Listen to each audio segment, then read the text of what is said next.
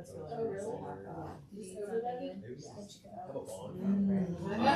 That's actually I'm sharp, so I'm supposed to drag it out. It's very French.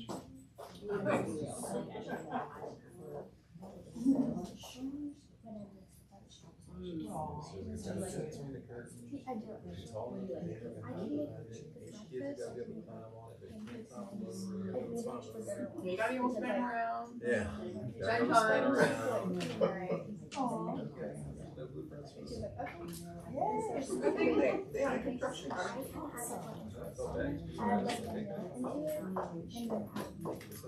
Right. I know, it's one of those things where it's like, I don't know how you know. Inside the weather. You figured it out though. Nobody didn't violated it. Yeah. You're just talking to us, you're talking to some of our friends about who are guy this week. So like different colors. Oh, that's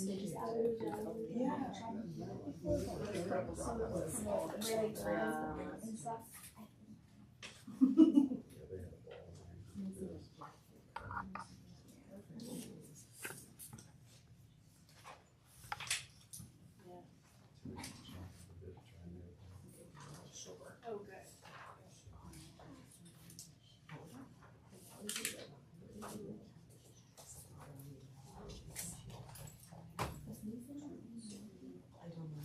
Because there's one that she left. I really, yeah, I mean, video gets better, but I haven't looked at it.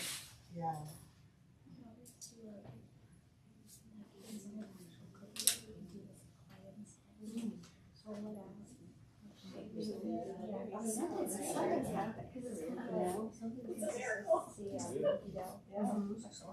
Alright. Good evening, we're gonna reconvene back to an open session. Do I have a motion to reconvene back to open session? So moved.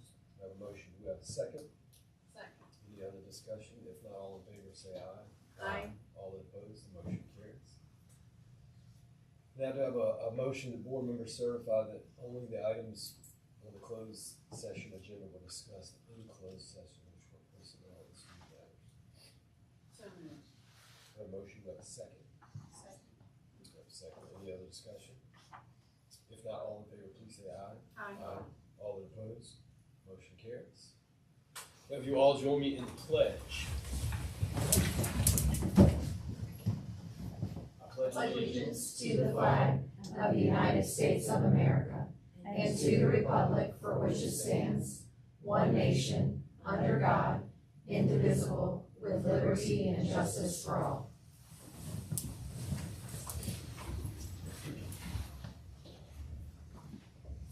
All right, next up we have our consent agenda,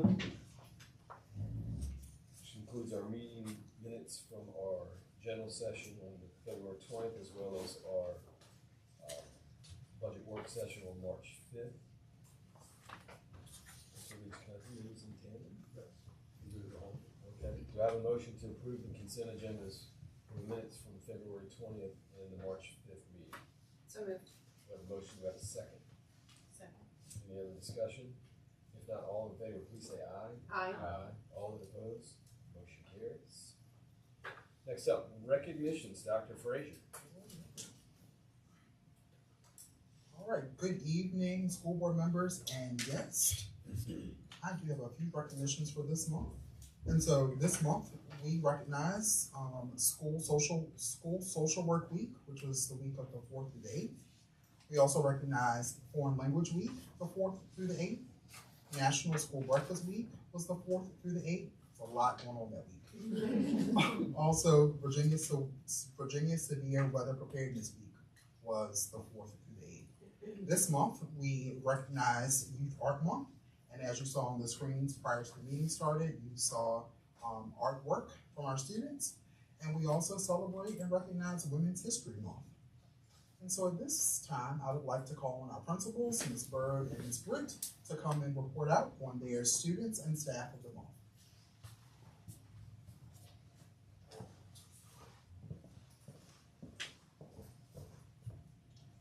So our WPES Rise Award for this month, for this student, goes to Cynthia Cynthia Vasquez Gomez.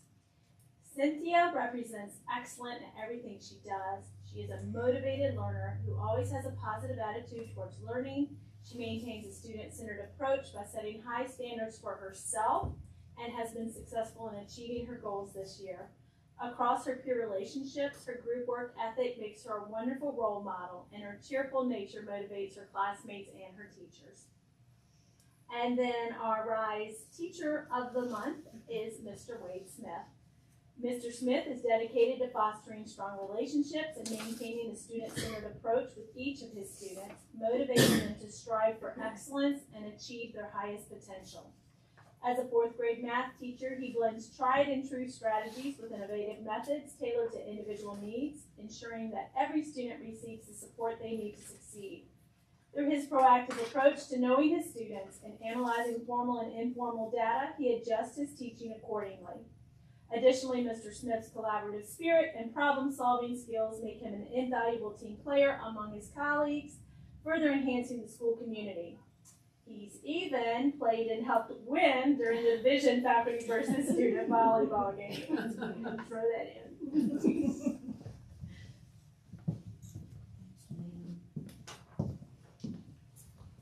So our middle school RISE Award winner is Kate Howard. And Kate really exemplifies the relationship piece of our RISE. It is said of Kate that she sets a positive example on what it looks like to build relationships with peers and staff members. She's always pleasant in the classroom and throughout the building, and is described by her teachers and classmates as kind, respectful, hardworking, and a team player. We really appreciate that at the middle school level. Our high school RISE Award this time goes to Taylor Schumacher. Taylor is described as respectful, hardworking, and kind, always smiling, which I can attest to that. She has a great smile. And she demonstrates excellence in the classroom by persevering through challenging work in order to continuously improve her grades. So congratulations to both of them. Our teacher, the RISE Award for Teachers this month, I'm going to read to you how we announced it because it's a little bit fun at the end. This month's Teacher of the Month is described as funny, nice, smart, relaxed, and patient. Students state that the teacher makes learning awesome and is trustworthy, which I thought was an interesting descriptor. This teacher is amazing and his class is always interactive. He loves making jokes and makes sure that his students understand what he's teaching and explains difficult topics in a way that makes sense. Students say that he's always there to help. One student described him as an awesome teacher and person, and several students have a nickname for him, which we have adopted, Jolly Johnson. So Mr. He wasn't thrilled with that one, but Mr. Johnson is our RISE Award winner this month. So. All right, can we celebrate our students and staff?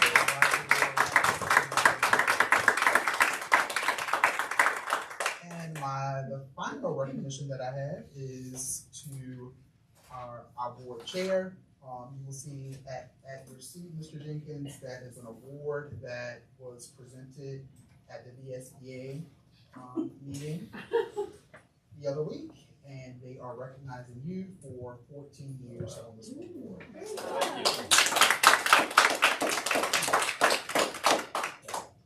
That ends my recognitions. Thank you, Dr. Fraser.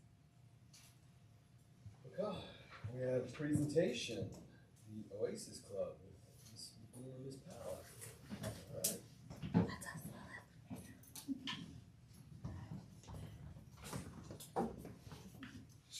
So we have a friend with us. This is Lilith. Lilith is in 7th grade, and she's going to help us present. But we thought instead of telling you, we would show you what we've been up to.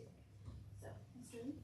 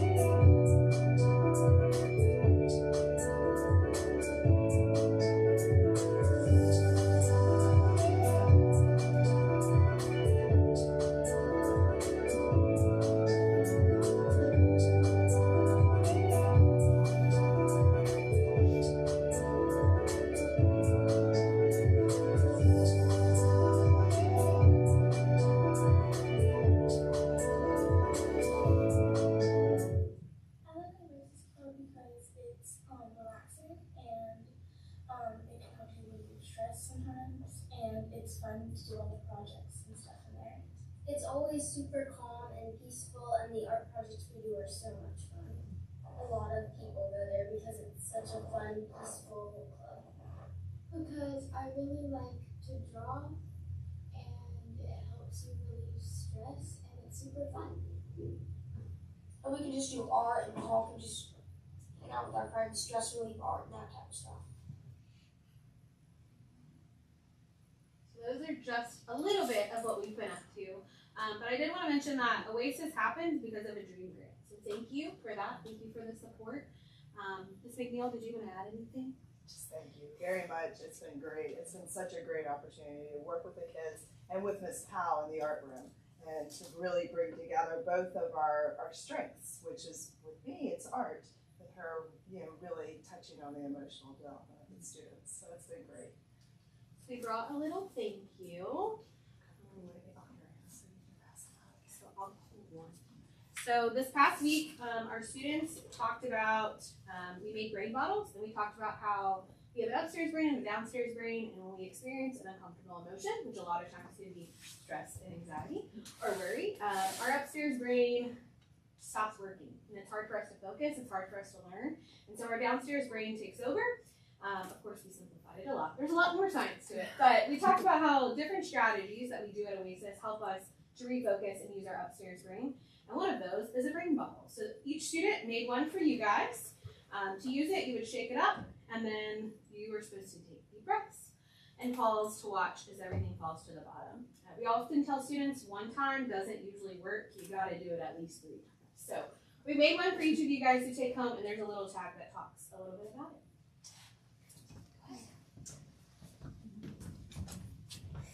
There's enough for you guys too. You're welcome. This was painful. How did you know? If for some reason it starts to leak, just add a little more hot glue. It does. I'm seeing it. I got Yeah. Thank you. Thank you so much. There should be enough for Ms. Roach and the principal still. Thank you guys so much. Thank you. Thank you.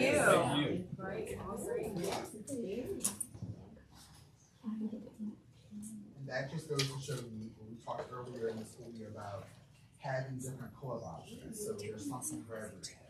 Like, this is amazing work that our counselor and art teacher are doing together, so just want to commend them for working hard with our students and having this outlet so folks can be able to release some stress.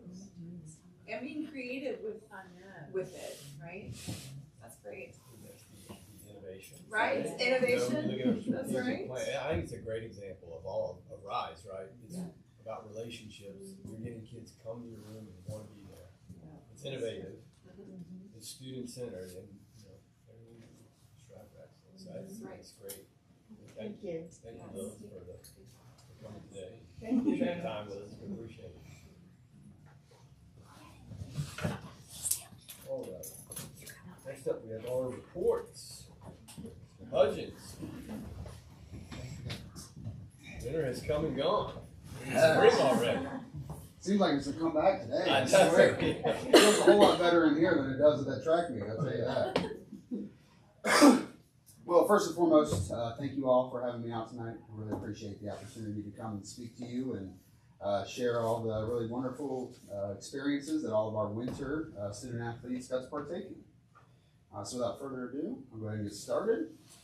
So something kind of reflecting on when I did this in the fall and actually was speaking with Mr. Jenkins, one of the things that kind of he wanted to see just going forward in the school board and whole was like kind of some statistics on athletics, just how many kids are actually participating in athletics in some variety. So as you can see, I kind of broke it down by each season right here. So the fall we had 132 total athletes. It's the biggest, just edging out spring by 2 athletes.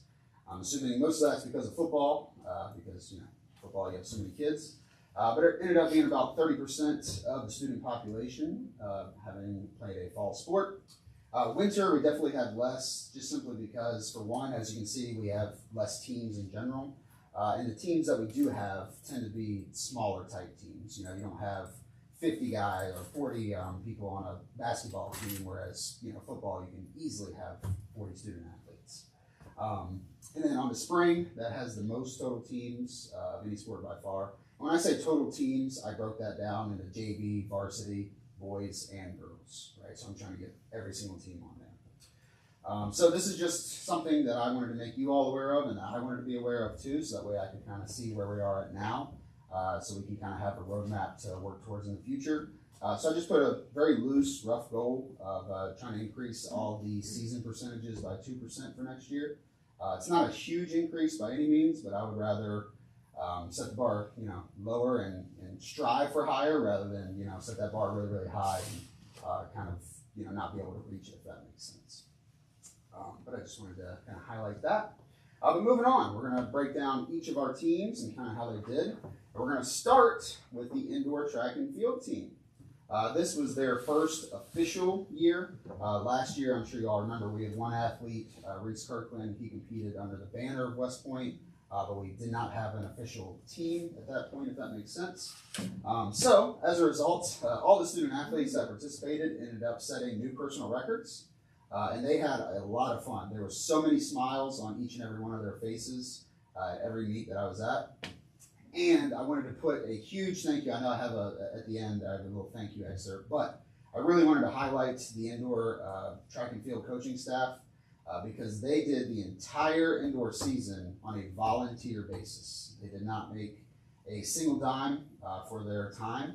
And coaches don't get into coaching for the money. I think we all can realize that. It's not like they're getting rich off of it. But with that being said, it does help when you do get a little bit of compensation. And not one single time did I hear anybody on that coaching staff complain. In fact, the head coach, Gary Booker, he actually would come up here on Saturdays and work with individual kids himself with pole vault and high jump and all of those kinds of things. So I just wanted to put a huge, huge thank you and shout out to the entire coaching staff, rounded out, as I said, with Gary Booker and then Ron Kirkland and Gary's wife, Molly. We also had a state champion for indoor track, Ethan Yard. He had a 12-foot, 6-inch pole vault PR at the state meet at Liberty University. We had, for all region, we had 2 individuals place all region. We had Taz Ray, as I'm sure you guys know. He put 2nd place in the boys shot put. And then Quinn Agnew, he also placed 3rd in the 3,200 meter run. If you're not good with the metric system, that is the 2 mile. As I said, we had a state champion in Ethan Yard. He placed 1st in pole vault, boys pole vault. Tazwell Ray was next up for states. He placed 3rd for boys shot put with a new PR of 51 feet 11 inches, which, if you've never held a shot put, that thing is heavy, like heavy. It doesn't seem that heavy, but when you hold it and when you hear how much it weighs, you're like, oh, it's not that bad. And then you hold it, you're like, holy cow, that thing's got some serious weight. So to be able to throw it 51 feet, pretty much 52 feet, that's an insane feat itself. We also had 2 other individuals qualify for the state competition, and that was Quinn Agnew with the 3,200 meter run and Everett Tennant with boys pole vault. So this is just a little, little slide of pictures right here from throughout the season. You can see Ethan right there with his height of 12 feet 6 inches. Taz is right over here at 51 feet 11 inches, and I just love this picture down here in this corner of Coach Kirkland, Coach Booker, and Taz. They all just have such happy expressions, as well as that picture with Ethan, Taz, and Coach Booker. I thought that it was just something really special, especially for Ethan and Taz to go and do as well as they did at States, simply because they have been best friends since they were in diapers. So to be able to kind of rise up through the school system together, and then for them both to be able to succeed at the highest level was something that was really special to them. All right, moving on to boys basketball. Excuse me. The name of the game was improving from last year because, to be very honest, I don't know if they could have done any worse from last year. Like I have right there, they went 1-21 with their record last year, and they obviously were not happy with that. So this year, they ended up going 4-17, which pretty big improvement. There was a new head coach, L.A. Allen. He brought a complete culture change to the team. They were very much focused on team play as well as academic performance. Something that Coach Allen implemented, and I believe it was implemented last year, was he made all of his student athletes get a little green card. Maybe it was blue, maybe it was pink some days, but we called it a green card. And they had all of their classes listed on the card. And every week, in order for them to be able to participate in games, practices, whatever it may be, each of those student athletes had to take that card to each of their teachers and get them to write what the current grade was, and then sign off that, hey, I'm okay with this student athlete participating this week. And we ran into a couple scenarios where they didn't get signed off, and it's because their grades were poor. So really want to commend Coach Allen on keeping that up. That was really, really great to see, because sometimes the student part can kind of get lost in the shuffle when it definitely should not be lost in the shuffle. There's a reason they are student athletes and not athlete students. So I really wanted to commend him on that. We also had some thrilling wins over a couple of our rivals, specifically King and Queen. We had a really great last second shot by, I don't think you can see that picture there, but number 23, called him the freshman. That's what he wanted me to call him all year. Trip White. His head was about yay big around after he hit that shot. But anyway, it was really great to see. We had one individual make all district, and that was Cy Gresham. He made second team all Tidewater district. And I wanted to kind of just highlight the JV, how they did.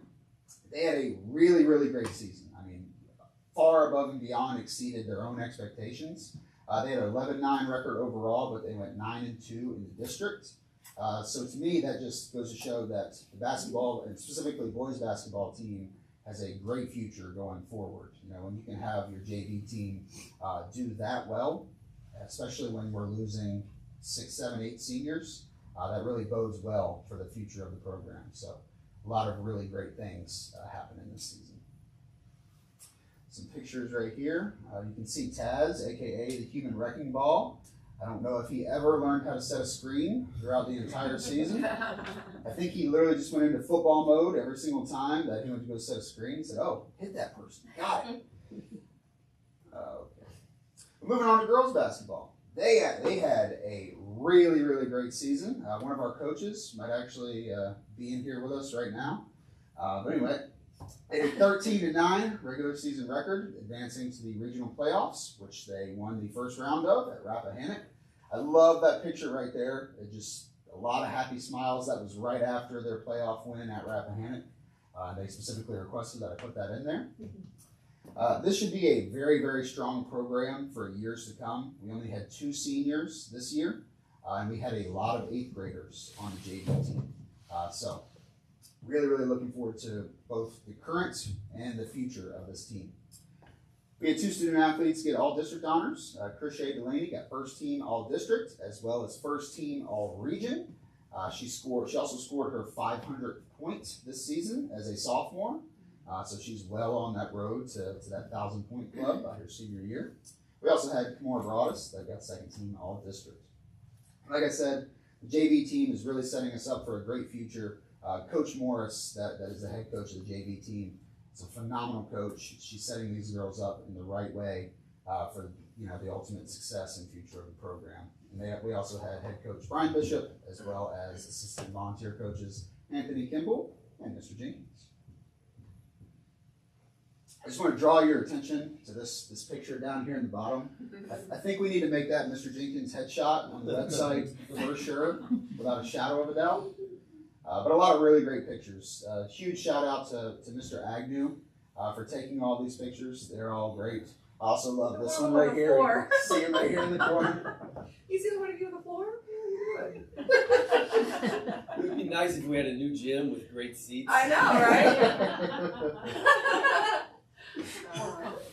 Yeah. I think you and Brian have new profile pictures going. That's right, 100%. Alrighty, moving on to Winter Cheer. The Winter Cheer team was a great team to work with. Anytime that I asked them for anything at all, they were right there to help me in any way possible. They brought great energy to every single home game. They planned several themed spirit nights throughout the season. We had a camo day, we had a whiteout day, every time I turned around, Coach Stokes was like, hey, can we do this day? Can we do that? And I'm like, great, sounds awesome to me. They also toured Virginia Wesleyan University. Not every member of the cheer team did, but that was an opportunity that was afforded to them. and there's a couple pictures on the next slide of when they went. It was a great opportunity, not only for the couple of seniors that we had on the team now, but some of the Pep Club members also went with the team to tour as well. So that got them to kind of, be looking forward to the future of, hey, what's my next step after high school type of deal. And I think that's something that's really invaluable. We had 2 cheer camps this year with over 50 participants in total. Really, parents packed the stands. If you were at a basketball game, I'm sure you saw there was so many people there at the very beginning, and then as soon as halftime hit, it was like a mass exodus. Just everybody got out. But it actually ended up boosting our ticket revenue pretty well. So I know that's not the end-all be-all, but it's a nice little bonus. Coach Dokes continued the Pointer Paw Pep Club this year. It's mainly comprised of 6th and 7th grade students. They do the same things as the cheerleaders. They learn the cheers. They help set up the school. Really, they help with the team in any way that they need.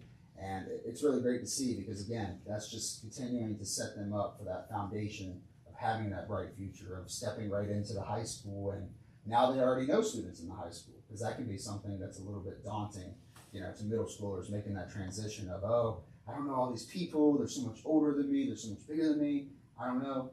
With them being a part of the Pep Club, they're interacting with the student athletes on a daily basis, and it just kind of helps them kind of ease right into that transition. Some pictures right here. In the top corner here, you can see that is when they toured Virginia Wesleyan University. Excuse me. They also had a kind of end of the season bowling night, as you can see right here. From what I understand, that's actually becoming somewhat of a tradition with the winter cheer team. They all go out bowling and having fun. They were also in our Christmas parade, kind of heading it up. So really great things done by the winter cheer team all season. Moving on next, we got Scholastic Bowl. We had a new first-year head coach in Jenny Wright. And at the beginning of the season, she came to me and she was like, Preston, I'm not going to lie, I don't know what I'm doing. And I was like, it's okay, Jenny. I don't either. It's okay. We're going to get through it together. It's all right. But she ended up having a phenomenal season, and she'll tell you firsthand, she had a lot of fun. And I could just see it every day in the building when I would go talk to her when she would have a match or maybe just coming off a match. Her smile just kind of lit up the entire room the whole time. She was extremely happy because she had so much fun with the student athletes. They had a 7-3 regular season record. They were actually Region 1A runner-ups, which allowed them to advance to super regionals. They were a bunch of fun-loving, super intelligent students.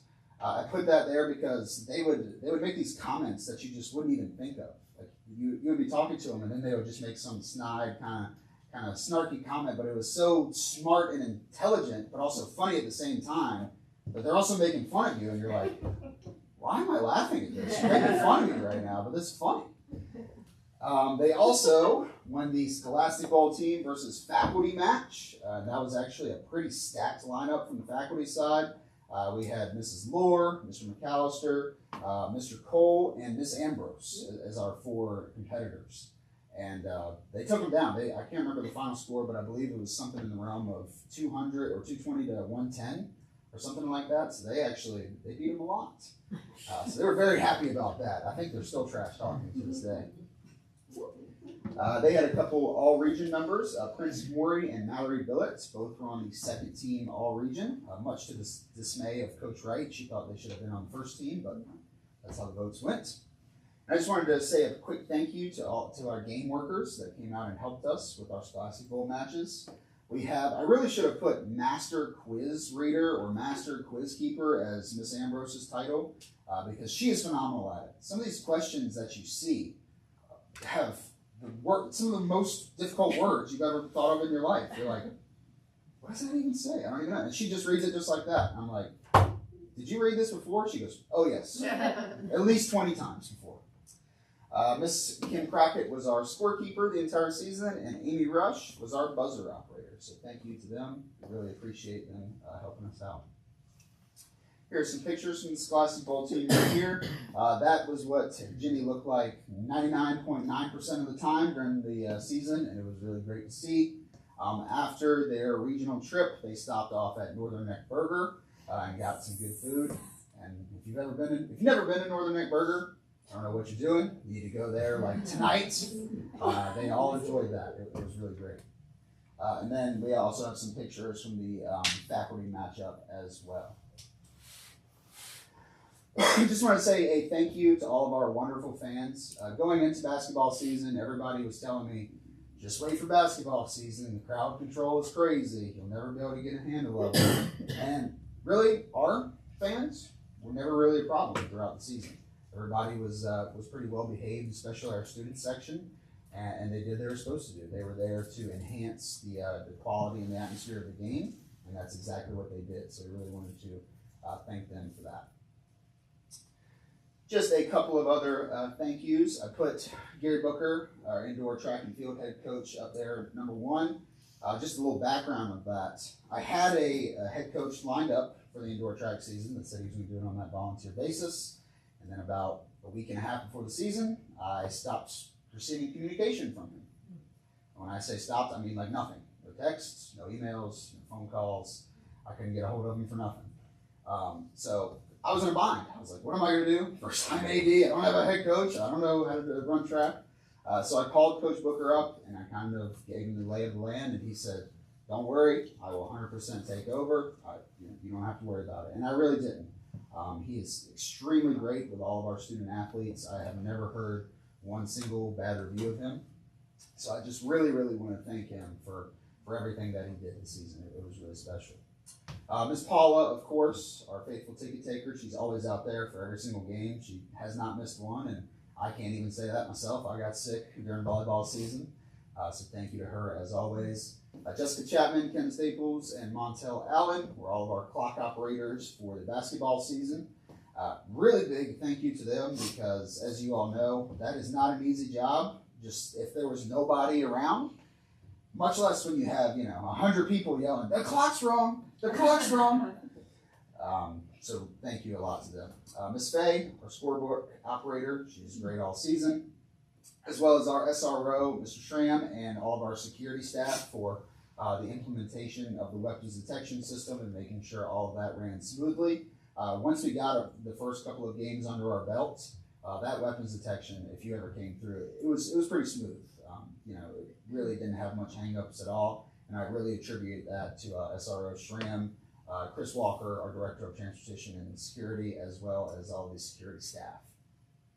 Thank you to the West Point Police Department for always being there for us and always having a presence at the games. We really appreciate that.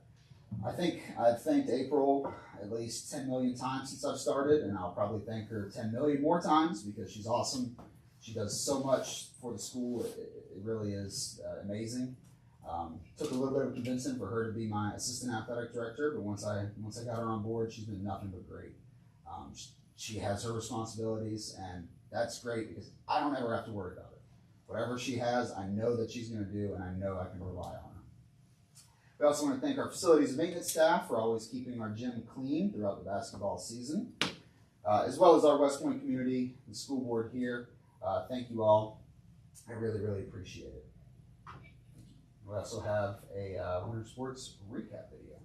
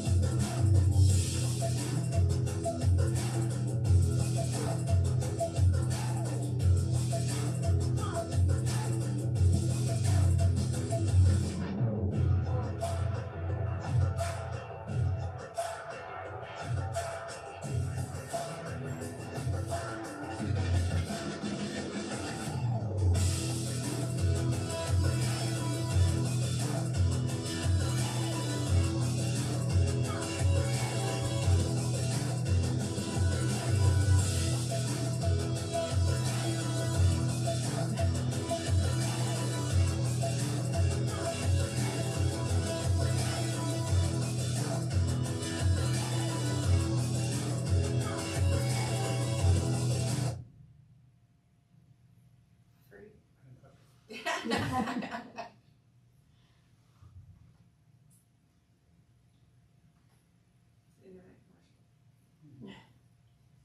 great.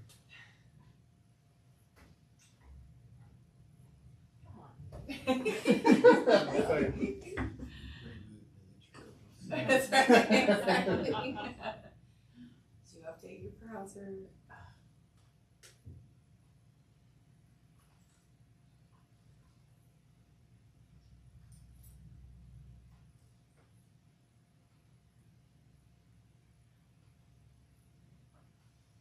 You may just have to sit and stare for a little bit, or I can just add it to the agenda so that everybody can see it. And that video will be posted tonight on Facebook. So let's hope it does not. Yeah.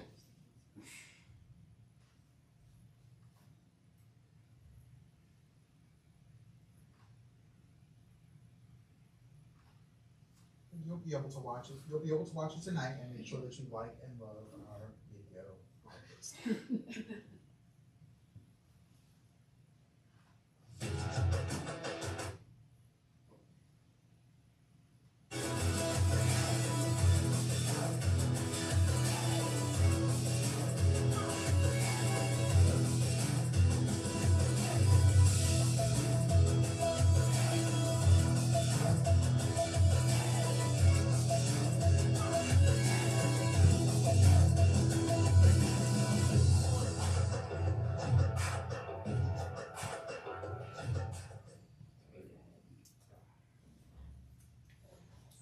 Thank you all very much. I appreciate it. All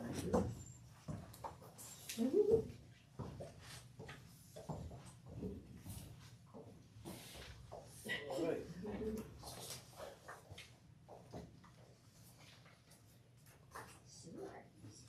Dr. Hauser, Ms. Roach.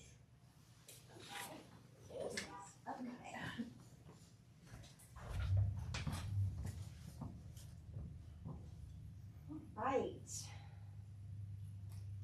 Oh, had to click there. Ladies and gentlemen of the board, thank you for having us here tonight. We are honored to be able to bring you an update on our mid-year data review. I'm going to get us started, and then the core instructional team is going to join me in going over the data that we have from our growth assessments, in addition to some other school-based data to include some reading test scores, PALS, DIBELS, and some other information that previously was shared that would be helpful in understanding where our students are. So we'll go over some of those data points, and then we'll also go over things that we have that we're implementing now and things that we're implementing this year, so that we are prepared for SOLs at the end of the year.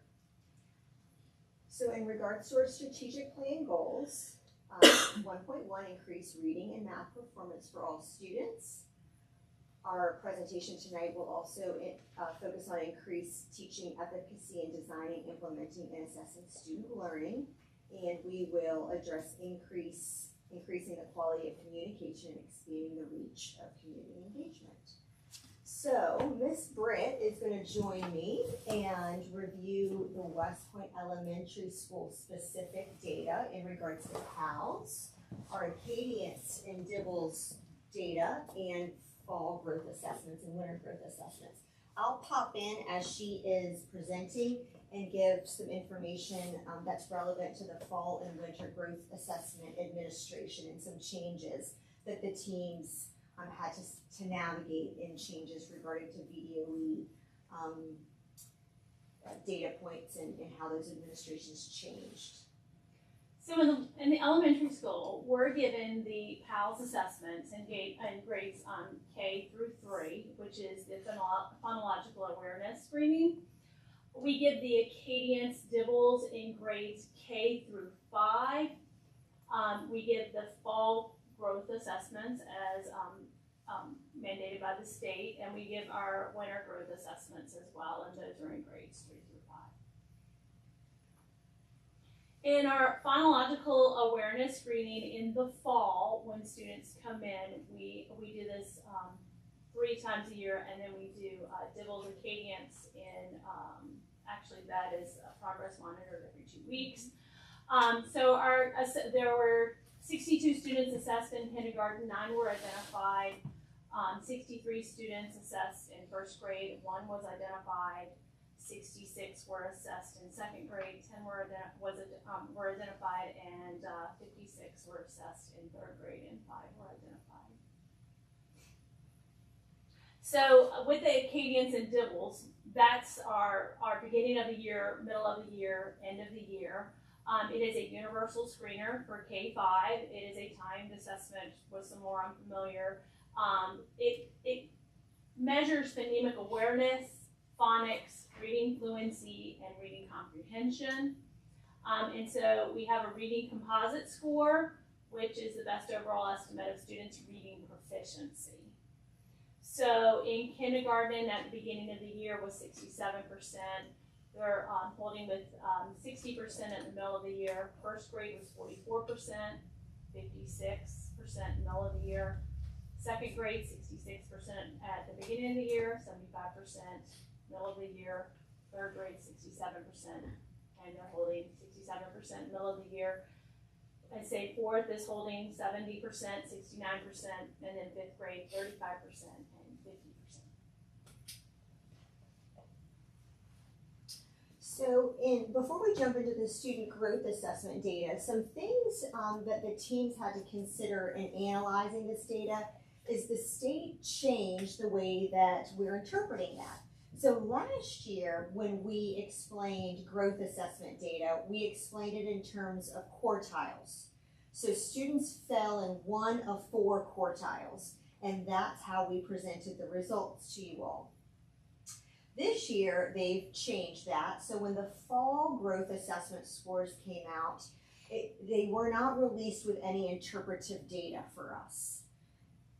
We did, however, continue to get the student question by detail report. So teachers and parents were able to access what skills the students had mastered at that point and not mastered. The other thing that changed was that the material that the students were presented with was the previous year, where last year it was a pre-assessment and then a post-assessment in winter. So the students last year were given the growth assessment in the fall, and they had not been exposed to any of that material. And then in the winter, they were assessed on where they were expected to be again, but it was that content. It was within that grade level. The content was within that grade level. So we were able to compare. They started here and they made growth. This was a little bit more trying for our instructional teams at the building level because they were administered the fall growth assessment, but it was based on the previous grade levels content. It was almost like another SOL.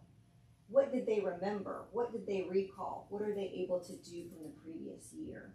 So it wasn't as much as of a pre-assessment on their new grade level. And the VDOE had not yet given us, if they achieved a scaled score of this, it means this. So we really relied on that student question by detail report. Teachers were given that. They were able to figure out which strands specific students needed to work on. They were also able to figure out which strands within a classroom they maybe needed to revisit, reteach, spiral back to support. Winter growth assessments were administered in January. And then when winter growth assessments were administered, that assessment was based on this year's content. So we could not compare what they did in the fall to what they did in the winter because it was be like comparing apples to oranges. It was just 2 different grade levels of material. However, the state did release interpretive data regarding the scaled scores that we were to apply to both the fall and the winter scores. So we are interpreting this data with caution. So when we are looking at some of this data in terms of the growth assessments, we are fortunate that we have these other pieces of information, like the PALs, and like the DIBBLES, and the teacher assessments, and the quizzes and the tests and the teacher input to be able to fall back on in our data meetings, because we know that the state is making changes in regards to growth assessments, and we're baby stepping through figuring out how to interpret some of this information because we're using what they're giving us. So not only did they change the quartiles from 1 to 4, because that's gone away, they're now grouping scaled scores into needs assistance, at risk, and generally well prepared. So what that means for us is, if they were to take an SOL right now, or be tested on the information right now, needs assistance would be our students that would not pass, would have a not passing score on that assessment. At risk sometimes means different things in different places. When you look at the information throughout VDOE. Here what it means is they could be at risk for not passing an SOL. But when we look at how that score is interpreted, it is, if they took the SOL, it would be a score of 400 to 449. So that is a passing score, but they are at risk for potentially not passing because a question, 2 questions, 3 questions could put them into the not passing range. So VDOE is helping us to understand who are our kids that are on the bubble, who are our kids that are in that group that we need to be providing support to.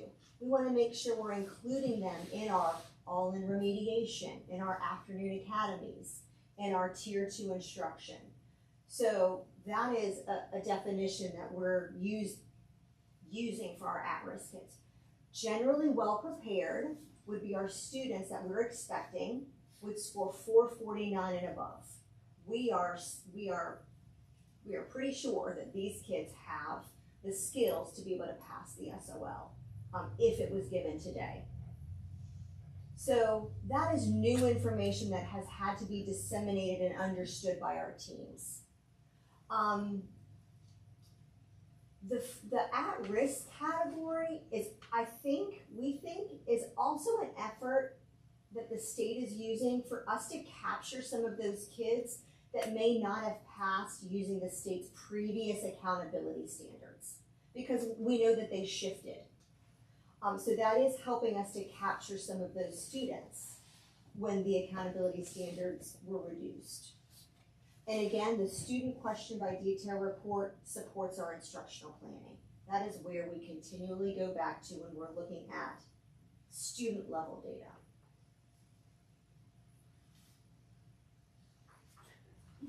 So given that information, we'll look at the scores that we've seen in the elementary school. And I'm gonna kind of toggle a little bit back and forth between 2 screens just to kind of give you a little bit, it's kind of great to try and compare all our numbers.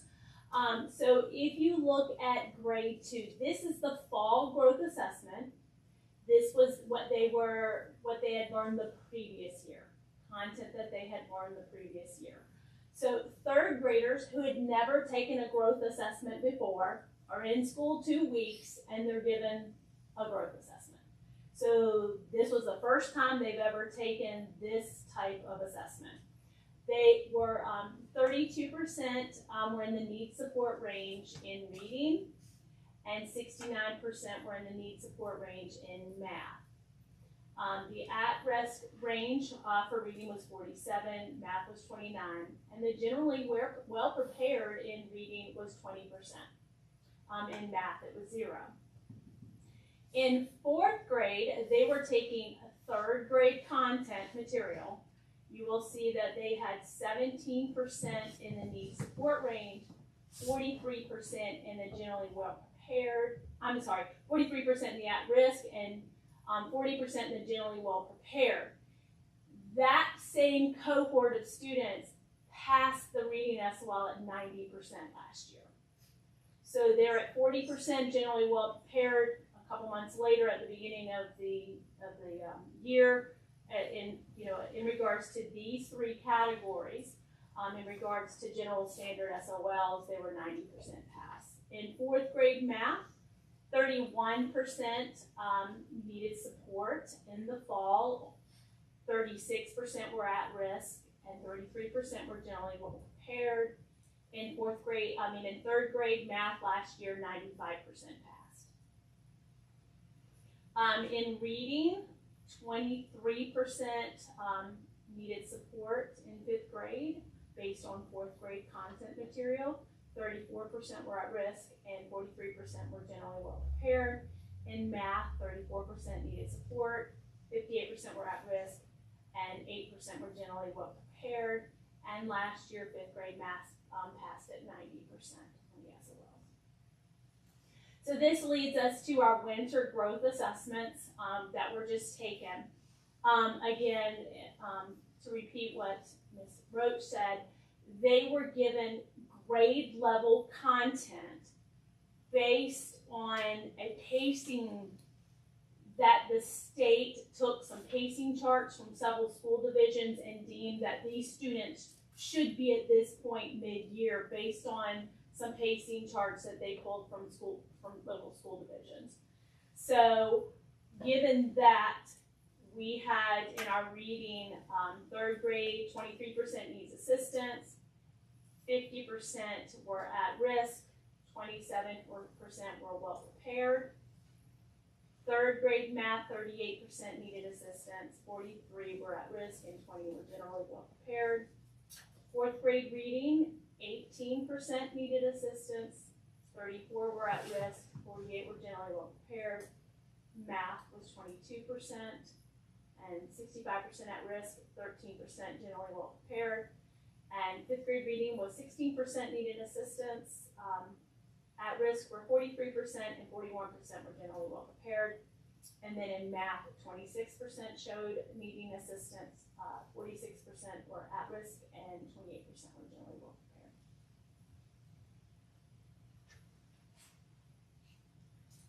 Do you all have any questions about the elementary school data before we move on to the middle school, high school data?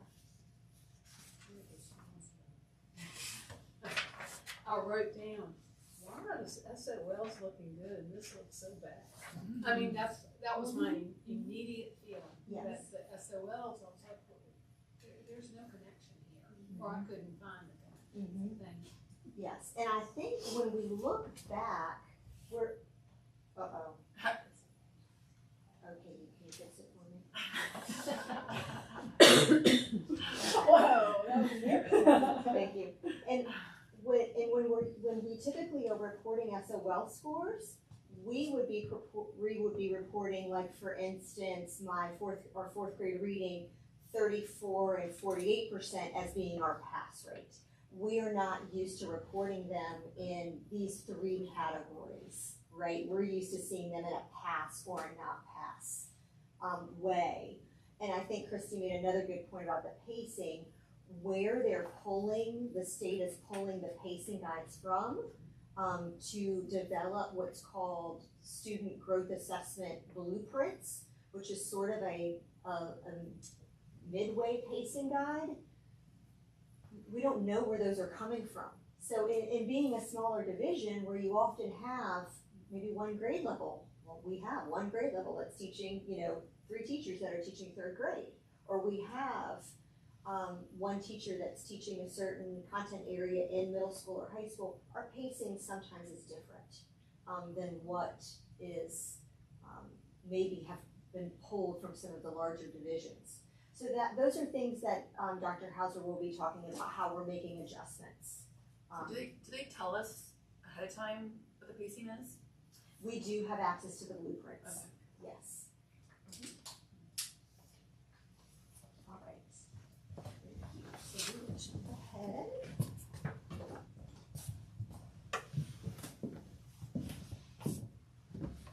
So just because we're on pacing, I didn't want to forget, because you'll see some similar style data for the middle and high school as well. Being a small school, we're also very fortunate that our teachers can see things happening in the classroom and make adjustments that day, that week, to their pacing, or to make really good informed decisions for our students. So, like for example, our math department meets bi-weekly to adjust pacing grades 6 through 9. So we might not necessarily be following the test blueprints for Winter Growth, but our teachers are constantly adjusting pacing to make sure that our students are getting what they need in the sequence that they feel is most appropriate. So I just kind of, while pacing was on my mind, wanted to say that. So our data focuses on grades 6 through 8.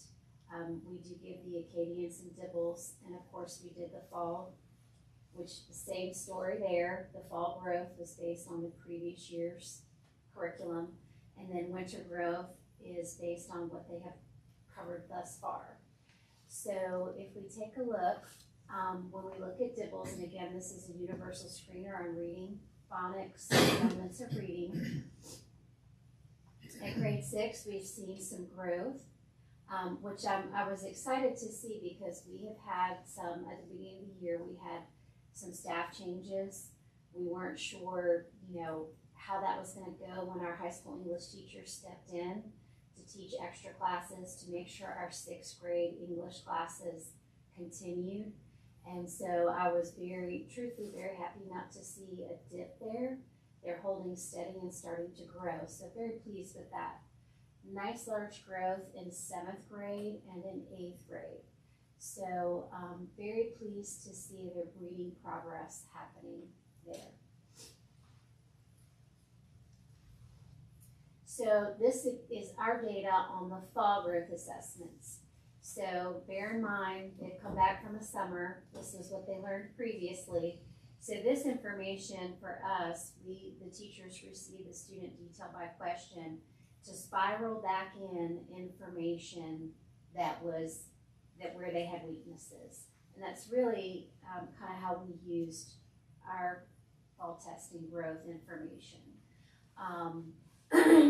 So you see in reading, we're pretty strong in reading. Math, we know that middle school math is a challenge. That's kind of statewide, nationwide.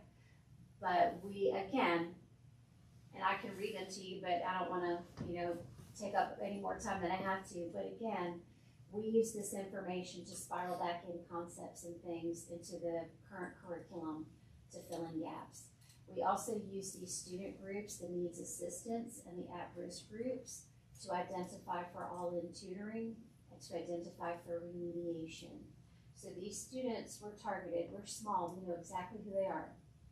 So we identify them, we put them in interventions, we put them in all-in, to see if we can move them in categories. I think one of the frustrations for all of us is we'd like to see a table like this and say this predicts our SOL scores at the end of the year, and that is not what this does. So I wish we had a magic ball, but we don't. So the winter growth assessments, again, our current year curriculum, we're halfway through the year. So with essentially, we're thinking half of the material taught, then this is where we stand. So in 6th grade reading, we have 31% of students who still need support. And if you look at this cohort's last year's SOL scores, that's a match if they took the test today. The good news is we still have several months of instruction to go. So we have high hopes for the all-in and for other interventions going on. The math, and please remember 6th grade math is a different little animal in itself because many students are accelerated. So our math scores are some of our most struggling students. I will say in the area of math, and I'm probably jumping ahead to your part of the presentation, when it comes to some of our subgroups, we are really looking next year at making sure that our most needy students in the math department are getting our most qualified instructors.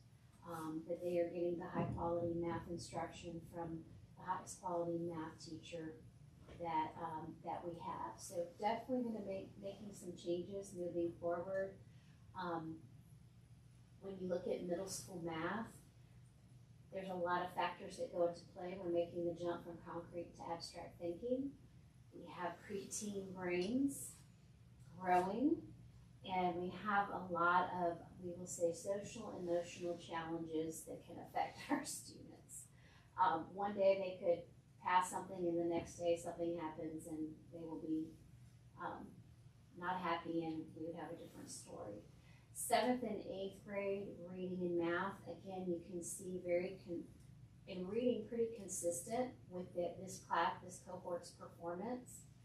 And again, in math, these students, we know who they are. They're in all-in, they're in interventions, looking to see some movement. But again, if they took the test today with only half the curriculum taught, that's where we are. So we have a lot of time to recuperate, to target, and to remediate, which we are doing.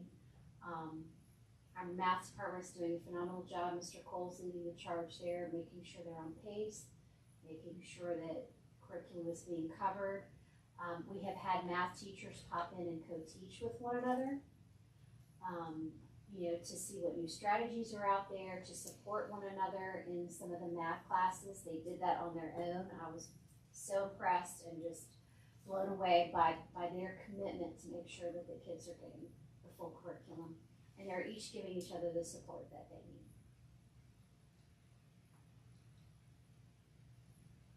Oh, that's you. Do you have any questions before I hand off?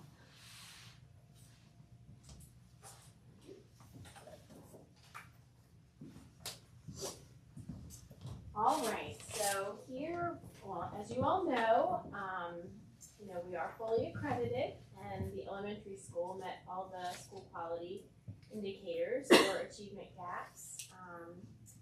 And we are on monitor status for students with disabilities. And the high school, middle school met all of the quality indicators, with the exception of some achievement gaps with our students with disabilities in both English and math, but we are working on it. So students needing interventions have been identified and are receiving support through specially designed instruction.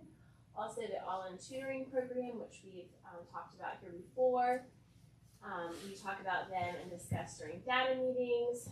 These students also have an opportunity to attend Afternoon Academy, which is in their core content subjects, so this year's content, whereas All-In can go back several years in content, and may also have school-wide interventions. So we were able to identify these problems, and we're doing our best to try to address them. So moving in the right direction, we were pointed and now we're moving. So we do have all-in tutoring, grades 3 through 8. We made a philosophical move there. The state initiative, when we applied for our grant and received it, they said we could have high school tutors, we could have community tutors, we could have whoever we could find where our students can be tutored. But we felt strongly that if our teachers who are trained were not, if they were not the most qualified, we weren't sure who else would be the most qualified. So our teachers wanted to be the tutors, which we are thankful for. And so all-in tutoring is taking place for grades 3 through 8 after school on Tuesdays, Wednesdays, and Thursdays. And our report from the math department last week is that it's working and changing students' attitudes about math, confidence in math. And the teachers are so excited to be able to address the learning gaps that maybe started in the middle of COVID and they've never quite evened out. We're also, as an instructional team, all of the administrators in our division do walkthroughs. We do them together so we can rely on each other's observations. We've also been working to address Tier 1 instruction as well as Tier 2 and 3 in our professional development. We've also been working to utilize 8th period Afternoon Academy. In 2 weeks, All-In will be, actually, now it's just 3 more days, but anyway, 3 more days of All-In, and then we'll switch to Afternoon Academy, which will be laser focusing on this year's content in preparation of SOLs. Student-centered data meetings, we sit all of us and the teachers in meetings and go student by student because we don't want anyone to be lost. So those are very telling conversations where we can get a picture of the whole student and what could be going on in their lives, and then what we can do in all aspects to give support. Recruitment of previous staff to serve as testing proctors. So we have some retired teachers and some paras who've moved on to other things who are coming back to help us with some of that test proctoring so that we don't have to pull teachers and interventionists from teaching during those times. So that's going really well. And we're also, Ms. Zachary and our building leaders are working through our partnership with ESS to help us find quality substitutes in the number we need them. So that's been a bit of a struggle, but we're working through it. We're still moving in the right direction. We are working towards a division-wide literacy instructional coach, mentor, and guide for some of our ELL students. And we're working towards that coming into the future, so hopefully next year. We are also working with the blueprints, as the team discussed earlier, to make sure our teachers are on track enough so that we can use the data. What our teachers sometimes do is say, this is what the state thinks is best, but I really know what's best, so I'm going to teach this before that, or I'm going to review this before that, and so it gets us a little off track. And that's not a bad thing, but we want to be sure we can rely on that mid-year data, and so sticking with those blueprints is a good idea. We've also made our summer academy proposal, where we are extending summer academy. It's usually 2 weeks, and now it will be 4 in grades pre-K through 8, and we've got lots of different ideas for that. And you know, the students we didn't catch with All In this year, we hope to put the net under them this summer, and then we also have All In that will continue for the next 2 years. So we're hoping gradually we'll have fewer kids and we can do more intensive work over the next few years with those students, starting with summer school. We have our partnership with TTAC, who's coming out of William & Mary to provide us some support with our special education students and other areas too. They're a phenomenal partnership who can provide us professional development, coaching, a listening ear, helping us bounce ideas around. So Ms. Roach has been working tirelessly on that. We're all working on the Virginia Literacy Act. We have a team of 7, including the building principals, Dr. Frazier and Mr. Leach, and myself, who go to Spotsylvania several times a year and work on our literacy plan through the Virginia Literacy Act. We have been doing an analysis of the West Point Elementary School intervention model to see what changes we could make so that it could have a greater impact. And we've also been looking at all curriculums to see what resources we need to get, and we've already started acquiring many things to support some of the holes and some of the areas where teachers just felt like they needed more. I believe this is the very last slide, but we definitely want to say thank you. And while I'm standing up here, for this year, for the first time, every 2 weeks, Ms. Roach, Ms. Britt, and Ms. Bird and I meet for sometimes 3 hours, and all we talk about, sometimes we met for longer, but all we talk about are instructional issues. And as you can probably tell, we've spent a good deal of time in these meetings trying to figure out what the state's doing next, because as soon as we figure things out, it kind of changes around, which it's okay with us, we can figure it out, but we don't want to not figure it out in a timely manner, because we need to work with students and we need to work with teachers so that they can help students. But without that team and our regular meetings, I don't know. I just have nothing but great things to say about the instructional leadership we have in this division right now. It's a pleasure working with Dr. Frazier, Mr. Leach, and these ladies. We're really doing some important work. Sometimes we have to turn on multiple fans because our brain power is just heating us out of the room. But really they are a think tank, and we are recognizing issues and doing our very best to address them along with the teachers. But it's really important work. It's a little bit scary. If you were confused at all when you looked at some of the slides, join the club. We have to talk about these things out loud for weeks in order to grasp what we're seeing and telling ourselves what makes sense and what doesn't and why. which is why Mrs. Roach was able to stand up here and explain it to you without looking at any notes, because it's internalized now. It's like something we're dreaming about. But if you do have questions, please ask them. We're all here to make sure you understand. And most importantly, probably right now, as this is crucial to know what needs to be taught from now until the end of the year, and to know if what we've put in place is working when the kids do take the test or finish their end of course work at the end of the year. So there's a lot going on. It'll be an exciting spring. But if you have questions, comments, ideas, suggestions, we are always open. We're just trying to get better and better, so we're ready. One thing I'm delighted to hear is that the summer academy is going from 2 weeks to 4. I know that's probably not easy for some of the students and parents to figure all that out, but I just think it's so needed. Right. We agree with you, and we were worried when it started all in, and we said, you know, how can we put somebody with our most at-risk students who doesn't have training in how to teach, or have any background in a social emotional learning or adolescent development or any of the rules and procedures of the school, and give them, you know, an hour after school with our kids.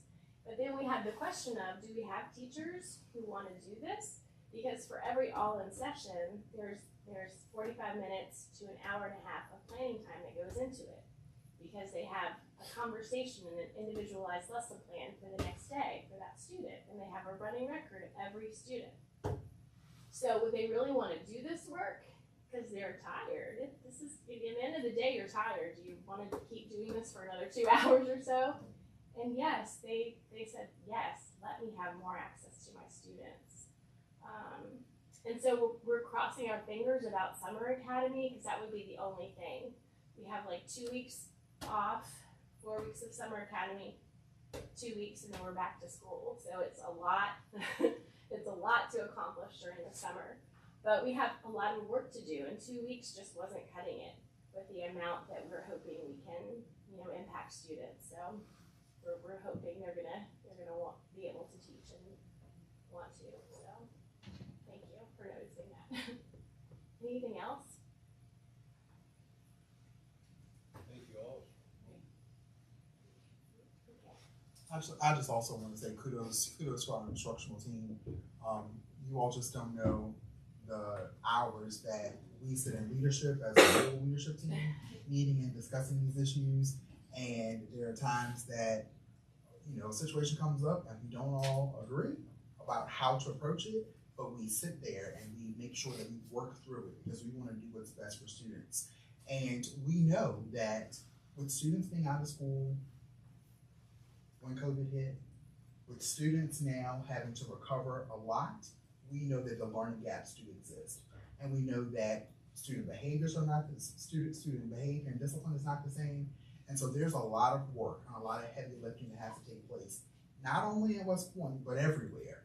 But we have a team that is committed, and a team that's committed to doing what's best for students and to supporting teachers. And so I want to say thank you to my team for all that they do, for the days that they come to my office and they get upset with me because I'm like, no, this is what we need to do. And they're like, no, I don't think so. But we are able to have those conversations and have that dialogue, and we're able to move things forward. And when you ask our staff, they will say that they see us working. They know that we're helping to make the best decisions for the school division. So thank you to you all for all that you do. All right. Ms. Bird is back again with Saturday school. We're on fire. So just briefly, we have some opportunities and some things moving. A big impetus behind Saturday school is chronic absenteeism, which is one of our indicators. And the state of Virginia has given us an opportunity to use what they're calling flexible instructional time to recuperate up to 5 absences for students who have unexcused absences. And as you know, we have a policy, particularly at the high school level, of administrative failures. If a student in one semester has 12 or more unexcused absences in a class, that qualifies as an administrative failure. There is an appeal process. I'm happy to say that this year we did have some administrative failures, and we had lots of appeals that were granted, which was great because it got parents to the table that needed to come to the table and discuss their students' performance.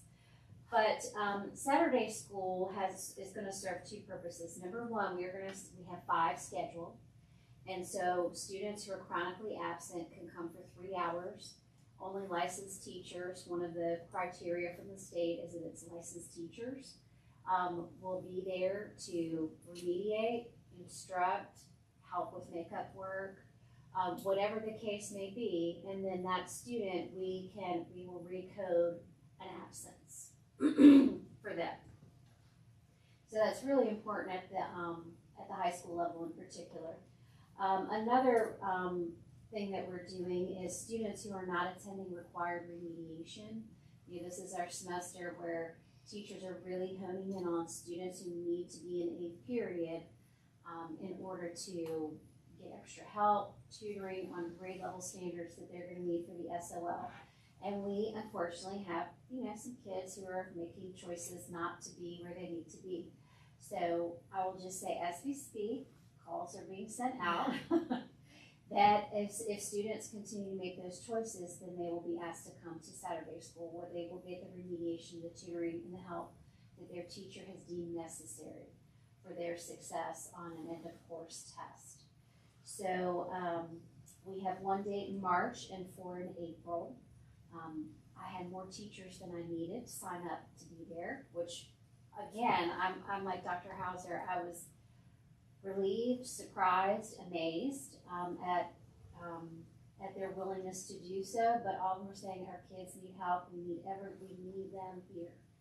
So that program will launch, we have one scheduled for this Saturday, and so we'll see how that goes, but as the information gets out there, particularly with students with high numbers of absences, we're really going to push to have them come in, recuperate their work, recuperate their learning, and recuperate an absence. So that's what we're doing. We'll see how it goes. Any questions? Thank you. Thank you. All right, concludes the reports. Now we have some items under study. Our special education plan and our Perkins application.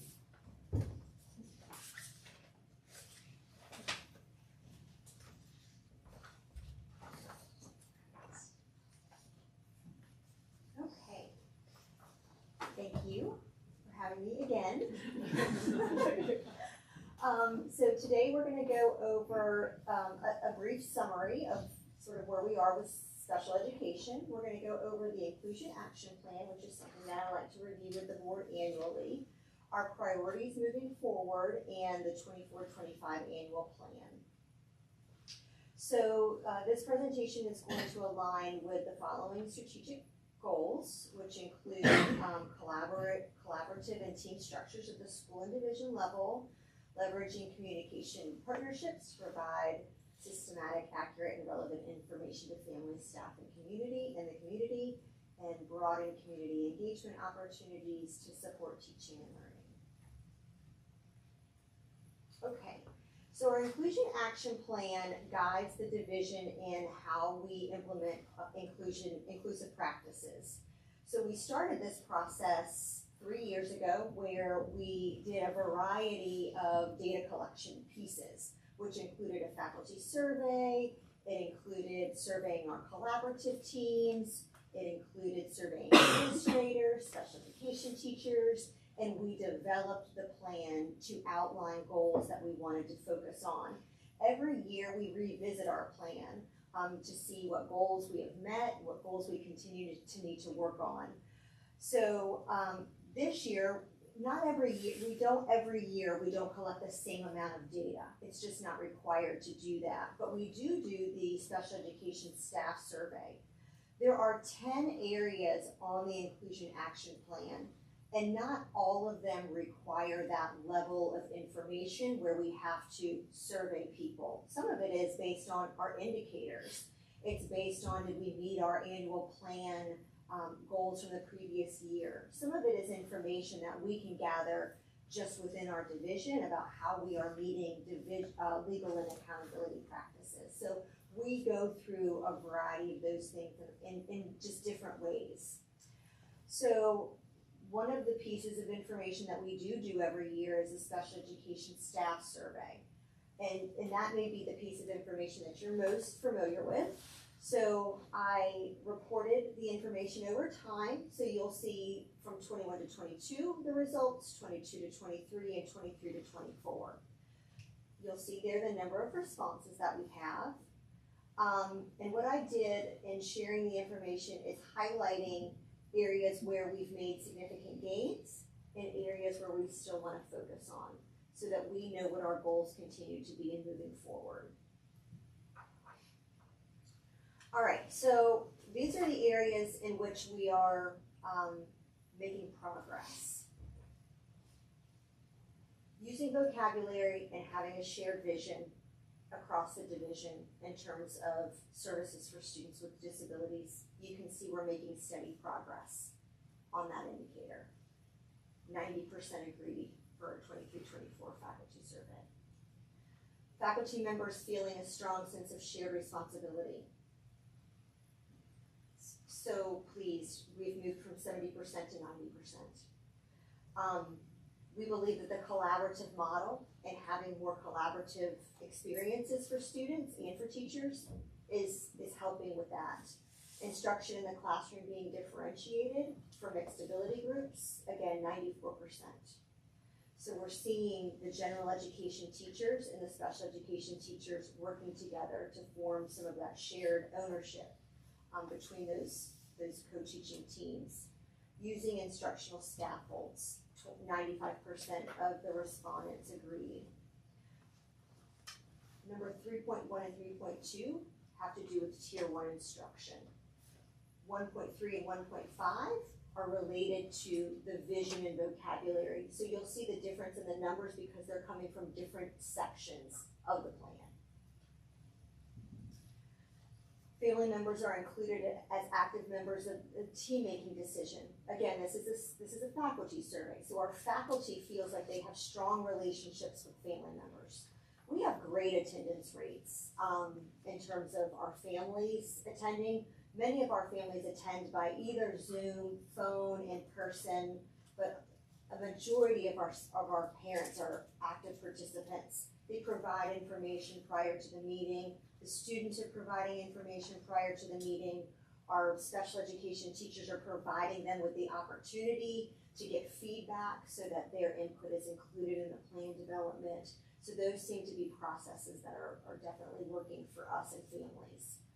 And then inclusive education is recognized as a division-wide priority, 100%. So that, I think that's a great number and something that we can be very, very proud of. So in terms of areas where we want to see continued growth, these are areas that have shown up for us across time. They have to do with planning, they have to do with staffing, and they have to do with training. So if we looked back at the previous presentation from last year, it would look very much like these areas. You will see there is a dip from 22 to 23 to this year. So staffing that is consistent across grade levels and departments, we dropped from 65 to 43% agreed. I think one of the hard parts in our division, because we're so small, is our teachers a lot of times have a very strong bond with their collaborative partner. So they love working with the person that they've worked with for 2-3 years. They have a great partnership with them. But we don't have a lot of control over how many students are matriculating up to that next grade level. And so when we have someone that, I'm just gonna use an elementary school example because it's easier. But when we have students that are moving from second to third, and that third grade group is really heavy, and the second grade group is very heavy, so we know that if the teacher is in the second and third grade group, that teacher may not want to leave the relationship that she has with that second and third grade general education teacher, because they have formed a partnership that's they've been co-teaching for years together, they have a partnership together, they have a classroom together, so they've built that relationship. Those decisions can be very difficult. So we do see sometimes some hard decisions that have to be made around caseload management and things like that. We have a very flexible special education department in terms of the staff that we have working with us that is supportive of each other. So when we have situations like that, our people just jump in and say, what can I do? Can I take some of these evaluations off your plate? Or can I handle these meetings for you? So we are very fortunate to have that. But when we are making some of those decisions, that is something that comes into the decision-making process. Training for interventionists is provided to enable them to assume their instructional role with confidence. So we see 22 to 23 and from 23 to 24. Across time, we've seen the role of our instructional assistant change. We ask them to do a lot to support our students, especially in the special education role. And so we recognize that their duties require a lot of instructional content related knowledge at times, especially at the secondary level. So things that we put in place this year included, and last year, they are included in our back to school 2 weeks of professional development, which has not been done before last year in the past. This year, they were included in all of our special education trainings, which are done monthly. So they were with us at the beginning of the year. They also had a separate interventionist training that was for them that I facilitated at the beginning of the year. And then they are invited and expected to come to all of the special education professional developments that are done monthly that either I or the building level leadership facilitate, that are about topics or just about things that are going on within the department to help them to feel connected, allow them to ask questions, ask for support as needed. If they are in an observation that we are conducting, they are provided immediate feedback and consultation and support if that's needed in those situations. So we are excited about the TTAC partnership that we are planning for next year, and that is one of the areas that we will be asking for some assistance with to help us to support our interventionist. The protected planning time and the common planning time.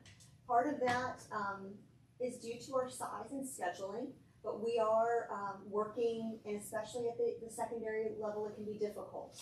But we are working very diligently, especially in the area of math, because that's been identified as middle school math. That's been identified as an area that we really need to focus on. So that collaborative time is a priority in the scheduling process. The protected planning time is time where it's not necessarily by grade level, but it can be a variety of roles that are able to meet. So the speech language pathologist is available to meet the interventionist is available to meet the general education teacher, the collaborative teacher, and that can be tough because there's meetings that are after school. There are IEP meetings that are after school. There are 504 meetings. There's all in. There's afternoon academy. So within the course of the day, finding time to do that can be difficult. We are shifting from early release days to full day professional development days. And so we're planning to put some structures in place to help facilitate some protected planning time for those people to be able to meet and work. So we are hopeful that that will help to provide the opportunity to help some of those colleagues get together, analyze data, look at scores, plan for students, and then the common planning time again within the schedule development. So the annual plan is a budgetary application. I believe you have a copy of that. It includes our 611 and 619 flow-through funds. The division's proposed budget is based on the allocation that we receive, the number of special education students, and other fiscal factors. It has already been proposed and reviewed by the Special Education Advisory Committee, and the plan was available for public review and comment before it went to SEAC and before today's presentation. So highlights, we met our maintenance of effort according to the plan last year. We do not have any barriers in terms of implementing the plan. We have no local or regional jails that require allocation, so none of our funding has to support local or regional jails. We have special education support for homeschooled students that will be provided through local funds, and that's only because we have a very small amount of homeschooled students. We have an annual homeschool meeting that is offered to our homeschool community for them to be able to come and provide input into how funds should be used if they have students with disabilities that need to be supported. But at this time, we don't have homeschooled students that are receiving services. So if we do, then we're prepared to manage that through local funds. And then we are not required to set aside money for CCEIS or private school set aside because we don't have any private schools within our geographic boundaries. So currently our allotment is based on the 23-24 allocations until the new allocations are released.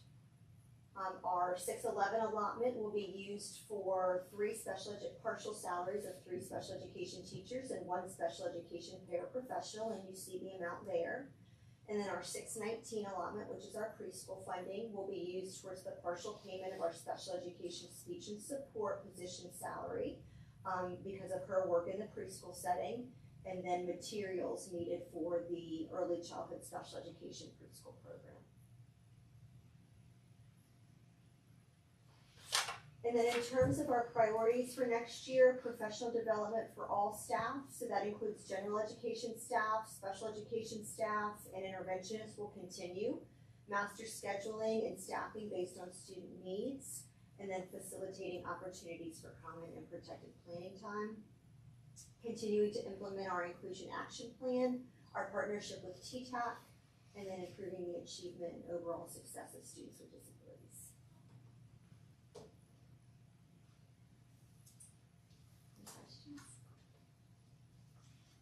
I'm sorry, for the survey, when was that, I might have missed it, maybe you said it. Sure. When was that done, and how many teachers, is it just our special education staff, or is it all the faculty and staff? All the faculty and staff. Okay, so we got 21 out of how many? How many faculty and staff do we have total?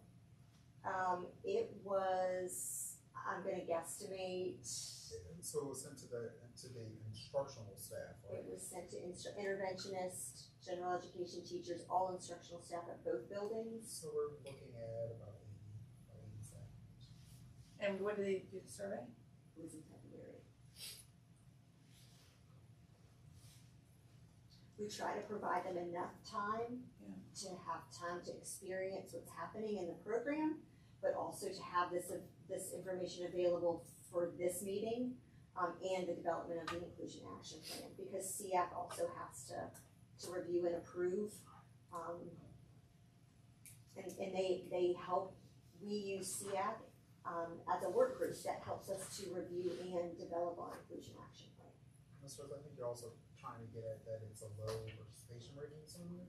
Yeah, that's part of it. Yeah, yeah. And we know that sometimes our staff is surveyed out. Yeah. And so they just don't respond to some of these surveys. Our administrators do a great job at trying to collect data at the end of each quarter, just on how things are doing, what are those concerns, and that's a survey that staff members complete. But you will see that there are different times of the year when, at the end of the first quarter, you usually have a high response rate. But as the year goes, that response rate gets lower and lower. And so I think with this particular survey, they look at our staff as looking at this as one more thing to do. And so the response rate was low. Well, because as you were going over the things that we need to continue to focus on, and then you were going through specifically the interventionist trainings that have been provided, and so I was like, well, maybe they did this in the beginning of the year, like maybe this was like the pre-assessment, so to speak. So I guess there seems to be a disconnect between, the trainings, and at least for that one question, the trainings that were provided versus who responded. So like, I don't know, the data just doesn't, I'm not a statistician, but I don't know that we have a good enough response to really be like, oh, this is a crazy area that we need to fix, or man, we really knocked it out of the park. I don't know that we can say, I know you're just going off of what you got, but I don't think we got enough responses for either of those necessarily to be valid. They might be, but I don't know, it's just. But you have done it for years in a row. That's what I was remembering. So you do get some thread, having done it for years. I agree. It's hard. Well, and some of the positive ones, like it makes sense. It's like, oh, it's been a gradual increase, but then these pretty drastic dips. I don't know. Figure out a way to get them survey. I'm sorry, I need to cut you off. No, you're fine. I think, like related to the planning piece, I think some things, just at no fault of anybody, just how things have organically played out a little bit this year. All in has been a huge priority. And so we've really had to focus on teachers being available for all in. And there's been a big, this time of year is also a big push for Afternoon Academy. We know who our students are that are struggling when it gets to be January and February time. So we are really starting to keep kids at an increased rate. So there's just not as much time necessarily for the planning and the meetings after school. Now, they have their planning time within the day, but especially the secondary level is just so tough trying to figure out the planning time. If you've got a special education teacher that's working with 4 English teachers, like aligning those planning times so that you can work with 4 English teachers is difficult. So you might have it with 2, but then your other 2 collaborative teachers are feeling like they might not get that planning time. So that can be tough, balancing that. And then having to schedule a lot of meetings after school because we can't pull people from instruction. So then that time becomes very important too. It's definitely a balancing act in terms of trying to provide ample planning. But I do think that the move in terms of maximizing our professional development work days is a great move, and I hope that that's going to positively affect some of those planning opportunities.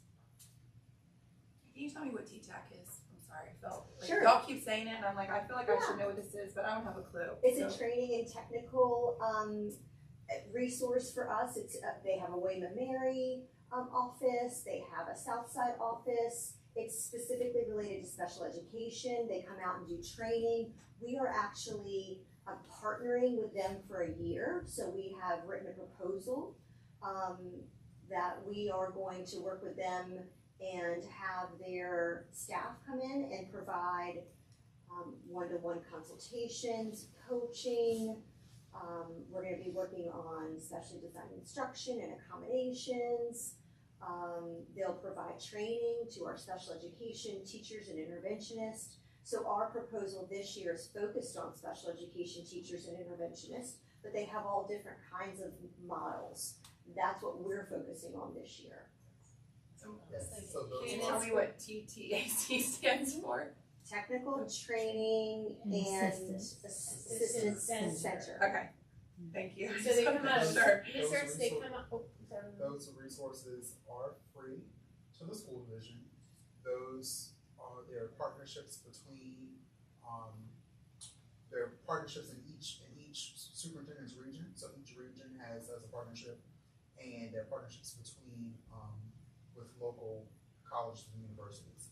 So for our particular region, they support, their support comes from ODU and William & Mary. And so we will be partnering with William & Mary to provide those support for our teachers. Awesome. Thank you. Sure, thank you. Thank you. I just want to publicly say, our Director of Special Education, Federal Programs and Accountability is a hard worker. And I think it has been seen tonight that how hard she works and how she's dedicated to the work that happens. You don't find in many places that the person is responsible for special education and the accountability, so the testing and assessing and all of that. And Stacy Roach does it, and she works hard at what she does. And so I just want to publicly say thank you for what you do. It's a lot. It's a lot to manage and to juggle. As a former special ed director, I knew that special ed could be a lot itself. But with you gracefully handling special education, accountability, and federal programs, you work hard, and thank you. I appreciate it. I have this wonderful team to work with, so I'm very grateful and blessed. Thank you very much. Thank you, Ms. Roach. Okay, Mr. Leach, CTE. Yes, good evening. It's that time of year for the board to study the annual Perkins Plan. So in your packet, you have an executive summary, you have the comprehensive local needs assessment and the Perkins Plan.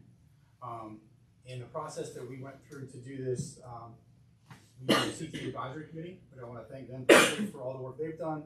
A great group, a very collaborative group, made up of teachers, community members, RCC, and it was just a really good group that I think we're going to provide a lot of opportunities for our students moving forward.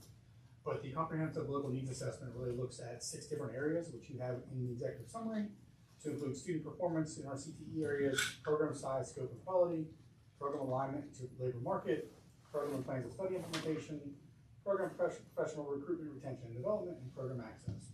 So basically, we fill out the local needs assessment, and then that information then is transferred to the Perkins Plan, which provides funding for our CTE programs. We don't get a lot of funding. I think we have the smallest amount of funding of anyone in the state for the Perkins Plan. We do the same amount of work to complete the plan, but we get the amount of money. So we get roughly just over $9,000 from the Perkins Plan. And we divide that up into professional development. As you know, our CTE teachers are new this year. We have 1 full-time teacher and then 2 part-time teachers.